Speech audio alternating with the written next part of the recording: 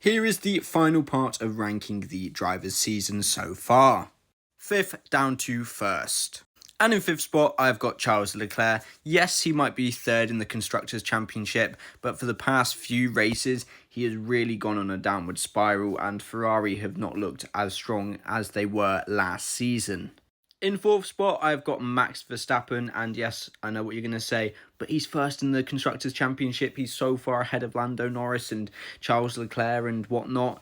He might be, but he hasn't won a race for the past few races, and Red Bull aren't as strong as they were last season or as dominant as they were last season. And yeah, it's clear to see because, Verstappen has had his ups and downs this season. So yeah, I think for him, this is definitely not the season he would have wanted. And for that reason, I've put him down in 4th. In 3rd place, I have got Lewis Hamilton. He's won 2 races this season, his best season in a long time. And I hope he wins a lot more races this season because he's definitely on the up. Mercedes look strong as well and competitive. I think he's had a decent season so far. He's picked up a lot of points, almost more points than what he got last season. I'm pretty sure it may even be more points than he got last season, to be honest. But yeah, he's had a really strong season so far, and I'm really enjoying watching him perform. In 2nd spot, I've got Lando Norris.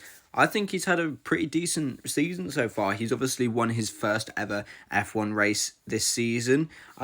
Yes, he does have ups and downs, but so do most drivers. He's definitely not very consistent when it comes to performance-wise. Obviously, he gets good results, but it's more about the way that he drives. The fact that when you saw him in Spa, he was constantly gaining on Max Verstappen, and then he would constantly make the same mistake over and over again, which would cost him like trying to overtake Verstappen. But I think he's been very good. I think there's definitely he definitely has a lot of potential. He's not young though, but yeah, he's had a good season. McLaren is strong. He could get closer to Max Verstappen. It'll be interesting to see whether he does. But yeah, decent season for the McLarens. But before I get into my number 1 spot, if you like the video, smash the like button and also give me a follow. It massively helps me out. I'm trying to get to 260 followers by the Dutch Grand Prix, preferably before that. Cheers. Also, let me know your list in the comments down below. And in 1st place, I've got Oscar Piastri. I think he's been one of the most consistent drivers this season.